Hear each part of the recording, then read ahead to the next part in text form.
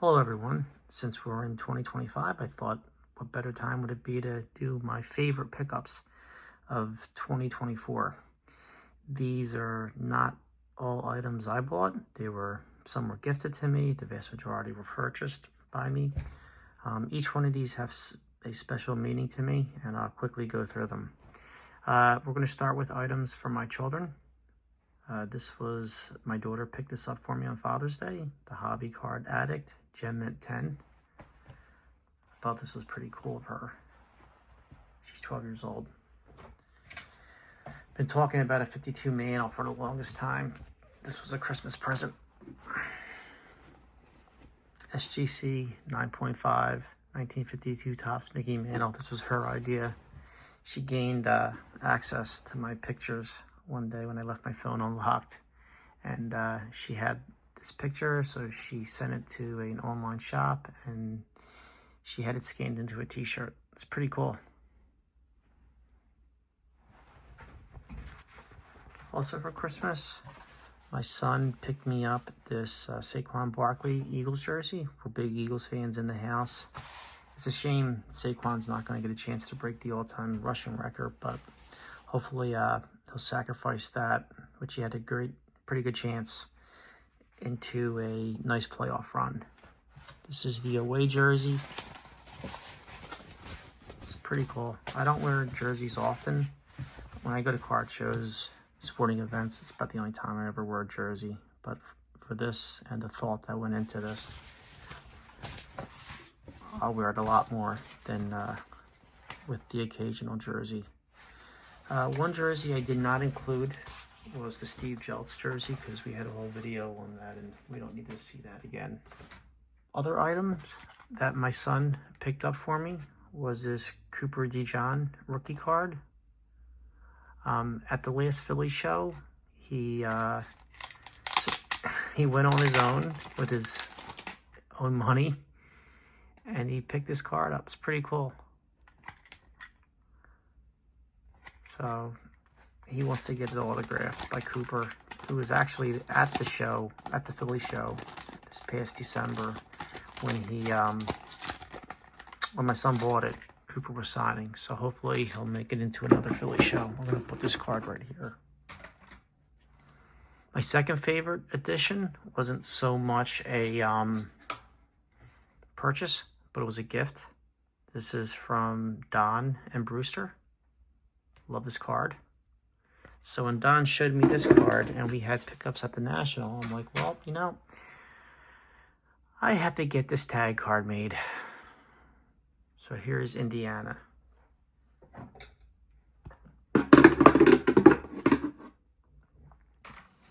On to purchases I made myself. These two go hand in hand. It's Dr. Jim Beckett, one of his media card made by Topps, and this was in 1992, and it goes along with the theme song, which is kind of hard to find, the CD actually. It's Man in the House of Cards, number 9, and the band is Lost European. I liked when he went into the story how his wife found this and they were able to get away with the copyright information, or they were able to find it. That was really cool. There's another pickup. Turns out my father already owned one, so we both have it. I used to be a 76ers season ticket holder. He still is. And this was given out to season ticket holders. About 12 years ago or so. On the anniversary of Wilt's game. So at the time when I bought this, it was 12 years since it was given out. And this is actually a piece of wood from the Hershey court. We're going to get into a little bit of magazines and books right now. So the first one is I bought a whole bunch of Sports Illustrated issues. This was Reggie's first appearance. It's 1969, and what's special about this issue, outside of the cover, is there's an article near the end, And it's written from 1969, obviously, and it talks about the betting scandal in the 1920s with Tris Speaker, Ty Cobb, Dutch Leonard, and Smokey Joe Wood. And we actually filmed on my channel a video that discusses that with Doug Cunningham and Tony Schaefer from Monster Cards. I just haven't completed the edit yet, but expect that to come soon. Also picked up the full run of old cardboard, and 98% or so of the full run of the Vintage and Classic Baseball Collector. When my collection started to take a detour and then I got more into pre-war, I felt resources like this and on Net 54 are paramount for understanding pre-war, because that's a whole rabbit hole in itself. This was a gift, getting it signed. Thank you to my friend who did this. And it's signed by Henry Thomas. And he's related to Walter Johnson. And he's a Net 54 user also. This was a purchase by me, Will Chamberlain. What makes this special is if you go into the second page and the inside cover, it's signed by Wilt.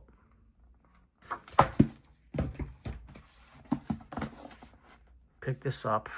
This was very inexpensive. It's about the 1950 Phillies team, the Whiz Kids, where they lost to the Yankees in the World Series, but it's among the closest scored games between the winning team and the losing team in terms of runs.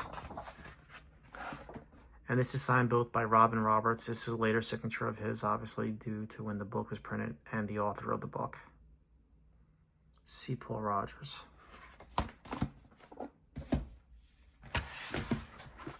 Here we have a Eddie Matthews.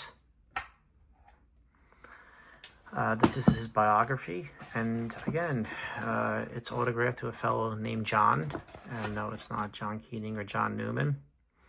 And this is also autographed by the author, in addition to Eddie Matthews, one of the most underrated players of all time, along with Robin Roberts. For non-sport, I had to pick up this book here. It's a Tom Selleck book. It's his autobiography, which was recently made, and I like this. As you can see on the cover, it's first edition, and it's signed by Tom Selleck. I'm a huge Magnum PI fan, and a lot of his other work he did.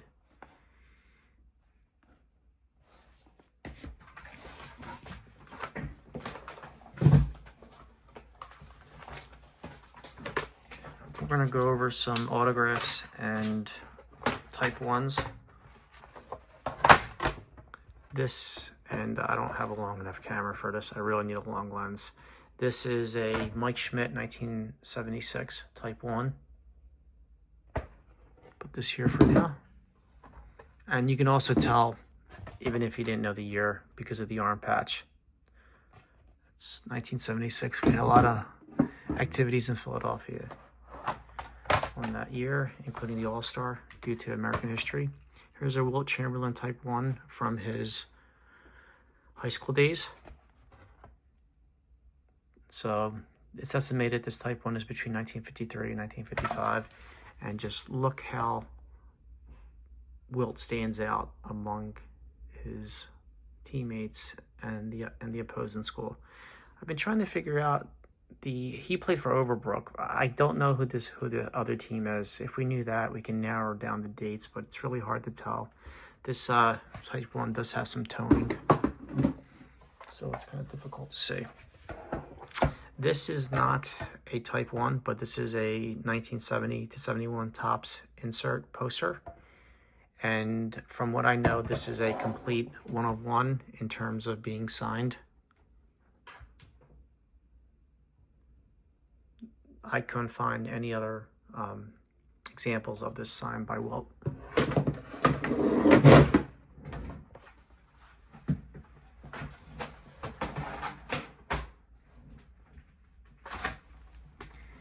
Another signature. Here we have Mickey Mantle. I love sports impressions as a child. When I say child, I was about 12 years old when I learned about them, so I wasn't too much of a child. I was going into my teen years. Like this one, I remember when these came out. They're not dated, but all these were made between most of them in the late 80s, early 90s. A lot of Mantle stuff for sports impressions.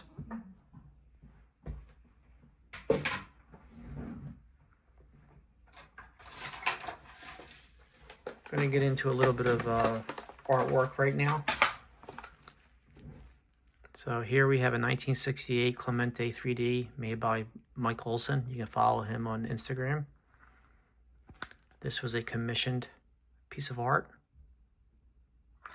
I did a show on this. Comes in nice boxes. Also had Stacy from SKW, and also has a second account, 68 Tops 3D, make this for me. Actually, he didn't make it for me. It was already, he painted it himself. But I was able to pick it up. Really nice pieces. And one of the reasons I picked up these two pieces of art is because of this. So this is my 68 3D. Among the biggest pickups this year.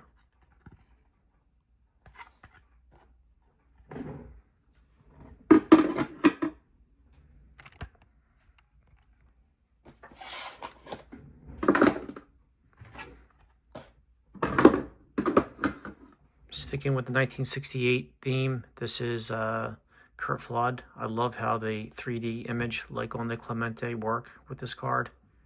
Some of them, the 3D perspective is flat, but I picked this card as one of my favorite pickups because of what Curt Flood not only did as a ball player, but what he did for the game when he didn't want to accept the trade to the Phillies.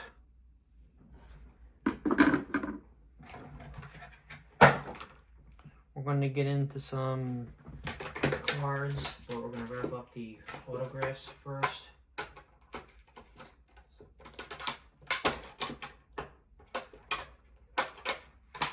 So the first isn't so much card, but it's a Super Bowl ticket.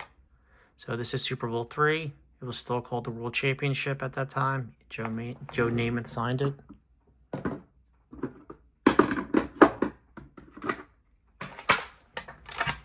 Here we have an Oscar Robertson, 1970 Topps, 70-71 Topps. He signed it, the Big O.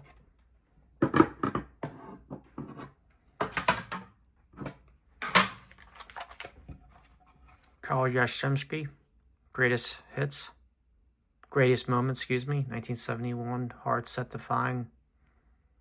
He was not among the single prints, so he's a little bit more common to find than others. Here's a pickup that I was able to find raw. It did come with the JSA cert, and Reggie White signed it. It's a 1986 Topps, 1986 McDonald's card. So it was a game, you would scratch it off and it would have prizes. A little bit of bio from Reggie. And then here's the coupon for the back.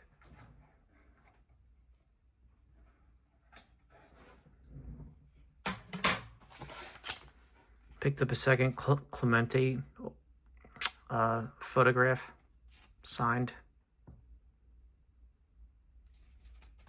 And it has another play on their back, so I just put a black felt on it to hide it. This is one of my bigger autograph pickups. This was a 1960s Hall of Fame plaque signed by Jackie Robinson. What's special about this one for me is it's signed in two places. So here's the typical front, and here's the back signature. Best wishes, Jackie Robinson. I don't know how this got an 8.5. One grade was an 8 auto, the other auto was a 9, so they averaged it out. But if you look at this one, Jackie had to press a ballpoint pen really hard into this, and the autograph came out clean. And even on the back, it's easy to write because it's paper material, but the back autograph on this postcard is just unbelievable. So I'm not questioning PSA on this. I just don't understand. Continuing with the autographs. This is a Shelley Duvall and Carl Yastrzemski signed photo from The Shining. And what's nice about this is she used a Carl Yastrzemski bat in the movie.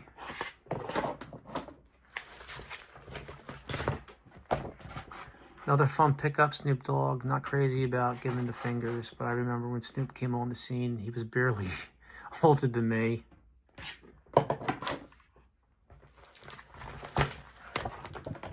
Burt Bylevin. This is such a iconic photo. Yes, I do. In response, that's what he wrote in response to his shirt. Here's two non-sport related pickups. This is Indiana Jones from Raiders of the Lost Ark, signed by Harrison Ford. And this one is from Temple of Doom, Harrison Ford autograph. Wish his signature was a little bit sharper like it used to be, but he is getting older. Still love having these in my collection, especially with the Holy Grail. Let's go on to some other stuff. Here's a 1989 Topps test issue, Heads Up. See if I can get the lighting a little bit better. A lot of reflection. So it's the same as a 1990, but you know it's an 89 test issue because it has the copyright on the back. Also had a fun pickup unrelated to sports. This is a Regal Robot Holy Grail prop from Indiana Jones and the Last Crusade. Obviously, it's not a movie used, screen used prop, but I always thought this is pretty cool how they make these from the molds of original screen used props.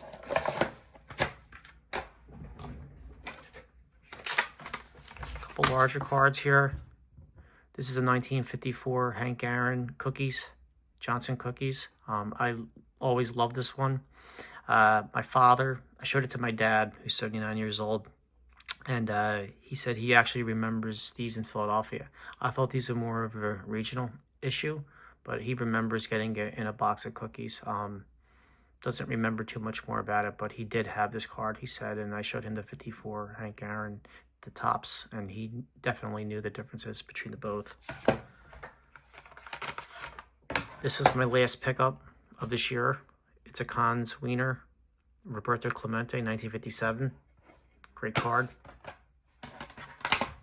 One of my later pickups also, someone picked this up at the Boston Shriners show. They had to flip it, sell it for whatever reason. It has Tris Speaker and Joe Wood on it, so I bought them up for them. Here's a card also.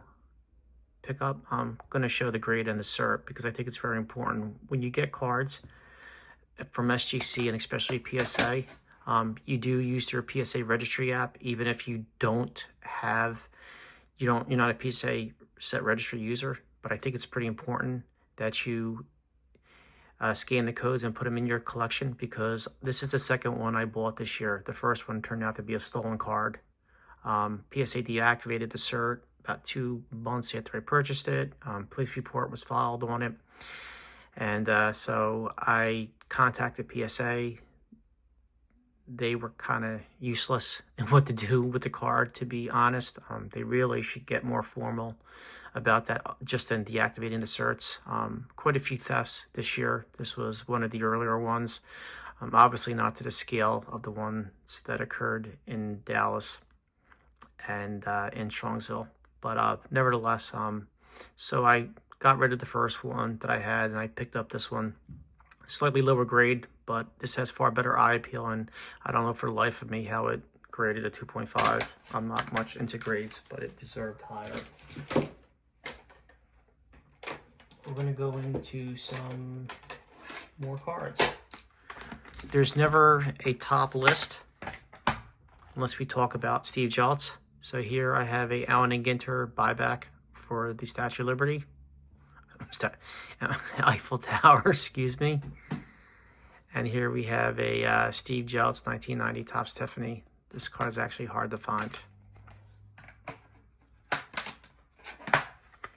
Here's the Christmas present the kids and I picked up for my dad.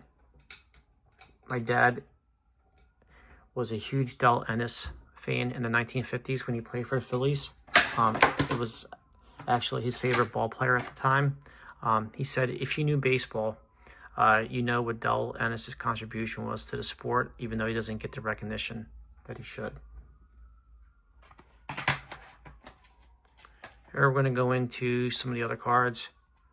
Here's also this might have been my third to last edition of the year. You've seen this in someone else's collection in the past. It's a Ty Cobb, red back, T209. Also picked up a bat off shoulder, Ty Cobb, old millback. This was a pickup from May. Dave from Signed and Slab. He was at the Dallas show. I wasn't there, but he was set up and or he was walking around, and I picked up this green T206 Cobb off of him. Here's my T206 Walter Johnson. Beautiful card. Every time I see it, it reminds me of my pal on the show. My first Cy Young. Beautiful card. It's a 350 Sweet Corporal back. Here's my first Christy Mathewson card. T205 Polar Bear back. You can even see the scrap tobacco stain on it. I just like the registration on this card.